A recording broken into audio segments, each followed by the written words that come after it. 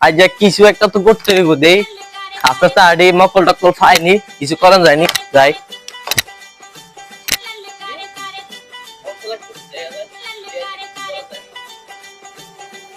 Hello, কি অবস্থা?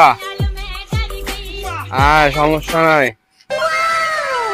হ্যাঁ কিরে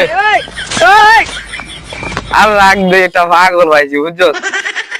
আর কিছু ধর দি পাগলা কোথায় রে বেডা।